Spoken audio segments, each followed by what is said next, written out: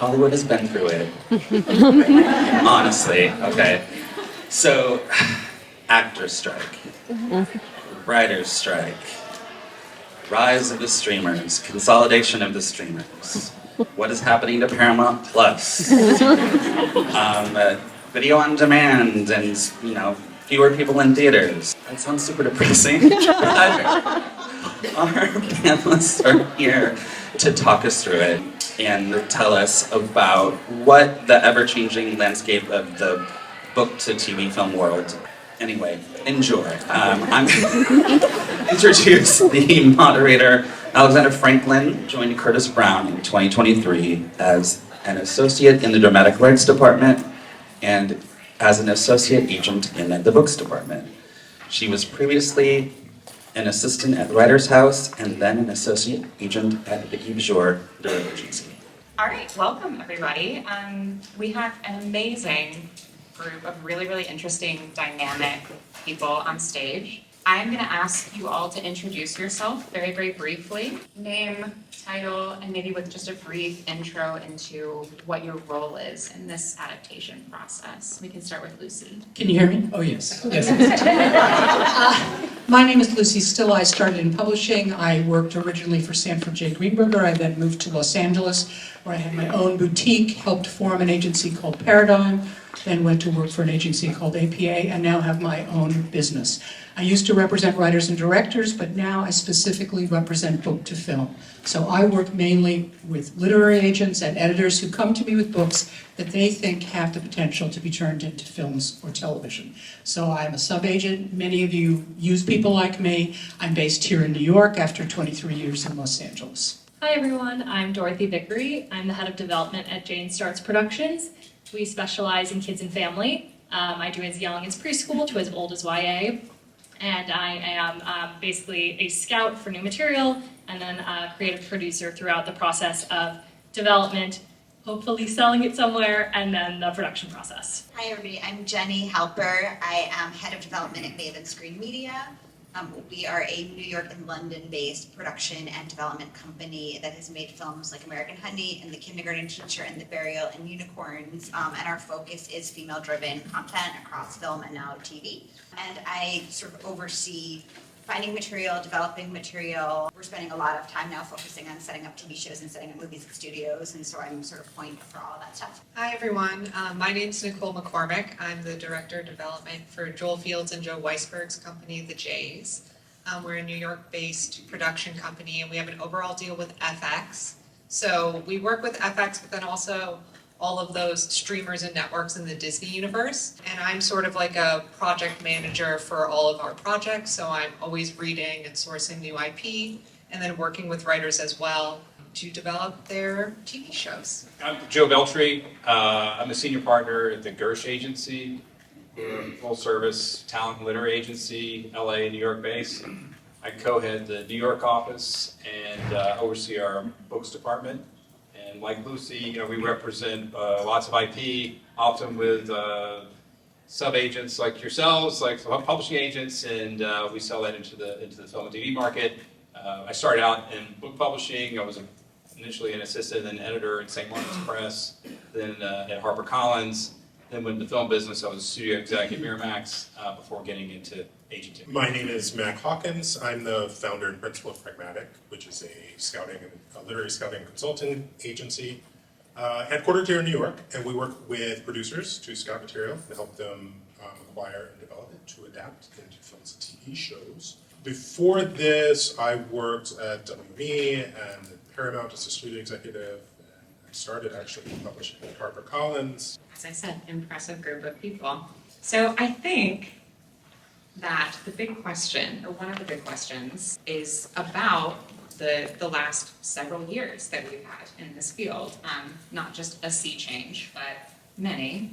And I think it can be hard to pick out, what specific thing has had the biggest impact? You know, is it the rise of streamers? Is it the way that those streaming platforms have evolved? Is it the writer's strike?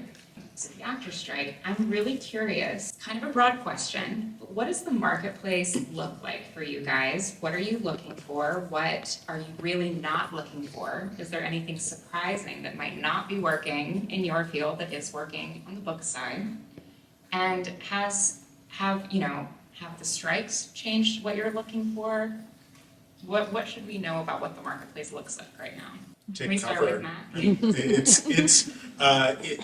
It's weird, I would say.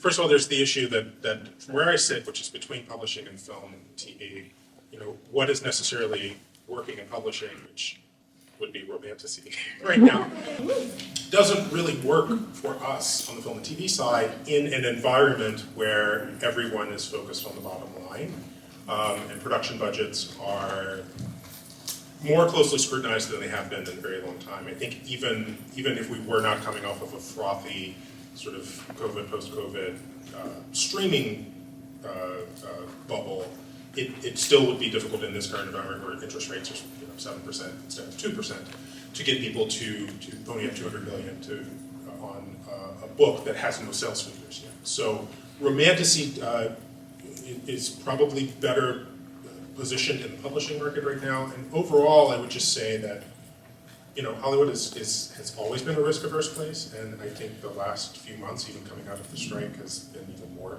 risk-averse. So the things that are working for us on the scouting side, the things our producer clients are looking for, are things that are undeniable for one reason or another. That it's a procedural, it's blue sky, it's suits in a hospital, suits in a school, suits wherever. Some version of something that has worked before that people can point to, so they don't lose their job if it doesn't work on the screen. Can I give you a little financial reason for all of this? Basically, the streamers, as you saw, rose, especially during COVID. And one of the only things people could do was read books. So we all got excited because the streamers loved IP. And one of the things you need to understand about them is in television, streamers commit to a season. Unlike broadcast, ABC, etc., which commits to a pilot and then maybe a season, Netflix commits to 8 episodes, 10 episodes. So IP became crucial to them because they could see what the whole thing was going to look like. So then we had COVID, we had which created a supply chain problem. So that meant that things like, and you may have experienced it yourself, wood cost more. Well, you got to build sets. Oil products cost more. Every gel that goes in lights costs more. Then you had the strikes. Actors cost more. Writers cost more. Directors cost more. So you had a huge price increase of all these elements that go into making movies and television. And the other thing that happened was the streamers were successful. Netflix signed up a lot of people. Amazon signed up a lot of people. So in the early days, when Netflix wanted to make a TV show about a Chinese barista in Portland to try to get those eyeballs, they don't have to do that anymore. They have those eyeballs. So as Max said, they want to make Suits. They want to make Jack Reacher. They want to make Jack Ryan. They have gone back to a very mainstream broadcast approach to programming. Yeah, I mean, and I would add to that for me as somebody who what we were doing at Maven from 2011 to 2020, it was really focused on film and then starting to dip our toes into TV. And so the rise of streaming for me as somebody who has always loved books and has always loved the idea of turning these great big fat novels into a limited series, it's like, oh wow, we can do this. And this is a playing field that we know a little bit better because we're just looking at a much longer movie, not an ongoing series. So that was really exciting for us for a time in terms of let's find IP that can be that kind of great sort of lush series, movies and more. And so you end up trying to develop projects that get stuck because the buyers aren't interested, it's too expensive. Dorothy, I'm kind of curious, I think you are expert on the panel in the kids and family space. I am really curious how that has been affected by it. Have you seen a change there too? Yeah, definitely. I think for us, the biggest change has not necessarily been what's going on now because of the strikes, but just how kids are consuming media has changed very drastically. In the past, you just sit your kids down in front of the TV and they had 2 or 3 options, but that as a whole, that business is really contracting. Kids are not watching 30-minute episodes, and when they are, they are going back to the same shows that they know and love. It's the Bluey, the Paw Patrol of it all. And so for us, it's really hard to launch new IP because if you're putting it on a Nickelodeon at Disney, you only have a couple of episodes to build an audience. So for us, everything is now franchise-based. How do you build out this bigger universe that can translate to toys, to theme parks, to consumer products? So we're not just looking at things as, is this a great story? Is this a great property? It's, is this something that could live on the shelf? Could it live elsewhere? So it's really the commercialization of media now. Yeah, middle grade is especially tough right now because everything for little kids, is these giant big names that it's all of the characters that have been around for decades, reimagined in a number of ways. And then, for these middle grade readers, they're all watching up. They're watching things that are YA, they're watching things with their parents. It's really hard to find content or even buyers in that middle grade space. So everything for middle grade has to be sophisticated enough that it could maybe, get some of that younger YA audience, or even get some of those kids who are in that bridge space. Aside from, let's say, a Jack Reacher or Suits, is there anything that we can and should be pitching you? Like, what's something that would really get you excited? Most broadly, something that could be an ongoing series. That's really essential these days, and most of the time when we pass on books, it's because there's no way to extend this beyond a season or maybe two if you decide to divide the book up in half.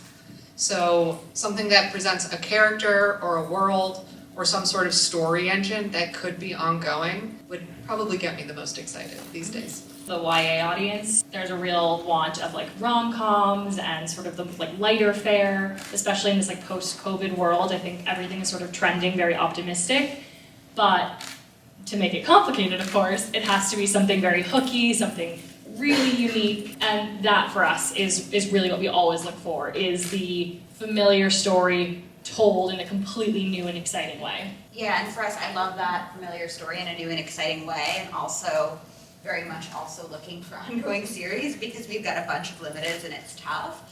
But I will say, and a really interesting world and a really interesting female protagonist that has agency and is complicated and interesting. I have found for us so far, a lot of our success has been being able to set up IP with an actress production company or a showrunner's production company that has a deal somewhere. So for us, it's really, is there a great central character in this that we can take to somebody that has, that the team of Maven plus this company will be enough to bring something forward. I think that for agents, I'm like you. Do I love it or do I know where to sell it? Those are the two things that define it, and it could be anything. So I could get involved. I take care of David Baldacci, obviously. Huge, best-selling author, procedural. He's exactly what people want right now in terms of television. But I also take care of Julia Alvarez or Sandra Cisneros, beautiful literary people where I have to work really hard to package it, to make it attractive and undeniable. Because Mac's word of undeniable, that's what Hollywood wants. What makes it undeniable? And it could be that the IP is strong enough on its own, because it's such a big author. It could be that the IP speaks to the zeitgeist, it speaks to the moment. Or it could be that we're able to attract an element to the project that makes it undeniable. The example that I have is I represent a guy named Jonathan Ive, who wrote a biography of Martin Luther King that just won the Pulitzer Prize in biography. And I thought, how am I going to sell this? Everybody knows the Martin Luther King story. It's not a new story. We had Selma. How am I going to do that? Well, I got lucky, because Chris Rock fell in love with the biography, and he took it to his friend Steven Spielberg, and all of a sudden my book was undeniable. I was also going to add, sort of along the same lines, that no matter how how generic I think a lot of the mandates of studios and streamers feel at this moment and broad, there still is a need on the producer side to make things that stand out, because otherwise you're replaceable as a producer. So things that feel bigger on the screen than they actually are to produce. Things that have some element that you're telling a speculative story, you're telling that procedural, you're telling a story that we've seen before in a new, exciting, and fresh way. Things that sort of giving your kid carrot or peas and carrots shaped like a chicken nugget. is how we've been looking at it to try to find the things that strike the chord that buyers will want, but that producers will have fun and be passionate about actually. The other thing I would just add is like, you know, talking a lot about TV, but I also add that the feature marketplace is on the upswing in my view. Like I'm seeing a lot more need there. And personally, you know, I'm looking for everything from like 4-quadrant family, night at the museum type material to, you know, elevated horror, elevated genres material, speculative, around to sci-fi, that kind of thing. So I do think that the feature marketplace is, you know, we're talking about positives. I think that's a positive sign. So let's say we have that perfect piece of IP that hits every single one of these sweet spots, right? On a practical note, this is particularly for the agents in the audience, when do we send this out? When do you guys want to see this? Is it when we're on submission? Is it when the book sells? A little bit about timeline. I would like it before you even submit. I want it at the earliest possible stage so that I can read it, we can figure out a game plan, move forward. You know, there are a lot of moments in a book's life to sell it in the film and TV space, which is nice. A lot of stuff, you know, may find its home in that space right at the beginning. You know, maybe we can make a deal for you in the film and TV space before you even make the publishing deal. And boy, that would be helpful, I think, to selling your book to a publisher. So, you know, not every book is that book, but there are some that are. And so I want to be made aware of things from the very earliest possible. I absolutely agree. The timing of when we then take that book to marketplace varies enormously based on the book. Obviously, if it's a literary novel, we may want to wait closer to publication till you get that Start Kirkus or that Start PW or amazingly a New York Times review, because Hollywood does care about all of that. But we want to know early so we can think about it and we can start to make lists of who might be the right directors, who might be the right actors, who do we package it with.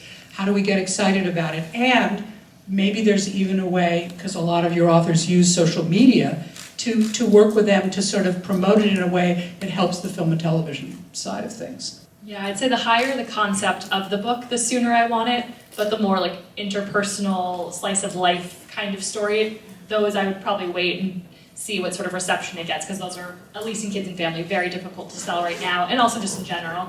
If they're a little quieter, it's always, you know, more of an uphill battle. And also with nonfiction, sometimes we want to mark the bush with the proposal. We don't want to go out with the proposal, but if you know that your author is writing a book on a topic and there are 2 other books in the pipeline on that same topic, one might want to go to a select number of producers to say, I've got a fantastic book coming on this subject. So you've marked the turf, so when they get proposal of the other guy, they remember that I've talked to them about that, and they don't bite at the first book that comes down the pike. I would also add that I think to Joe and Lucy's point, the earlier you have a film agent involved, even if it is something very literary or that needs packaging, that you need another step or 2, you'll still get interest in that book, and then when it is time to go out to market, you have more leverage. If you've had interest in the book coming into a film agent over the course of a year while the book is being edited, oftentimes we find that is enough to take a second look at a book if an agent's able to say we have a lot of people interested. I want to talk a little bit about an author's involvement in this process. And I know there is probably no one answer to this. I'm sure it can vary wildly based on the author and on the project. And some authors want to be more hands-on, some don't. I'm just kind of curious about your experiences with authors, whether that's in a consulting capacity, as a screenwriter, as someone who's just sort of, you know, weighing in on creative decisions. When does it make sense? When does it not? And, you know, how can we advise authors? Like how do we best facilitate that relationship? I mean, I prefer authors who want to star in the movie. No, look, I'm voting for authors to be very involved if they want to be involved, and have the bandwidth and the talent to do so. You know, so that involvement does vary a lot, though. I mean, because you got some authors who could adapt it themselves and write a great script, and maybe they're running a show, or you know, there's a certain high level of involvement. And then there are other, maybe more passive involvements that are sort of, you know, consulting producers, or you know, there are other levels where maybe that person is involved, maybe help the screenwriter, maybe they read a script, they give some feedback. There's that sort of level too. So it's kind of case by case, according to what that author can bring to the table, really. and what they want to spend their time doing. You know, some authors don't want to get involved with this at all, which I understand too. I'm going to address that, and then we should go to the producers to talk about how they like to work with authors. Absolutely. We always try to make our authors some kind of producer on their project. Depending on the leverage you have, you can make them executive producer, but at the very least, you should make them a consulting producer. And the argument we make is, nobody knows this world and these characters better than my author. You would be a fool not to use them. So in nonfiction, it's easy. They're the expert. They know a lot of information, and any screenwriter or showrunner is going to want their input. In fiction, our argument is, they know their readers better than anybody, and you don't want to piss their readers off. You want to be sure that what you create is going to appeal to those people out there who already know it, because you're counting on them to tune in. So it's really important to make the author involved. As Joe indicated, authors want different involvement. Most authors don't know how to write a screenplay. Do not encourage them to do that. Most producers do not want the author to adapt their own work, either because they're too close to the material or they don't have the skill set. A screenplay is a completely different animal than a book. There are people who do make that transition. Gillian Flynn, for example, Daniel Handler, there are a bunch of them. And there are writers whose gift for dialogue or gift for creating a scene will translate and adapt. But my advice to most screenwriters, if that's what they want to do, and we're doing a TV show, let's see if we can get you an episode. Let's see if we can teach you how the sausage gets made before you go and try to do it yourself. I think that's right, and just to echo Lucy's point, we've brought great books to FX that the author wants to adapt, and they say, no thank you, not in this market. It just goes back to how risk averse everyone is these days. And then also, I think a lot of people don't understand what an intensive process writing and running a television show actually is. We are working on an adaptation right now that originally the author was going to adapt herself. She's incredible, and she was doing a really great job, and then just realized that she also wants to be a novelist. And she simply didn't have the time, because you really have to devote all of your energy to running a show. Yeah, I mean, I would just echo what's been said. I've worked on adaptations where the author, in one particular case, the author came in and worked with us to do a rewrite because she really wanted to, and she did a really good job.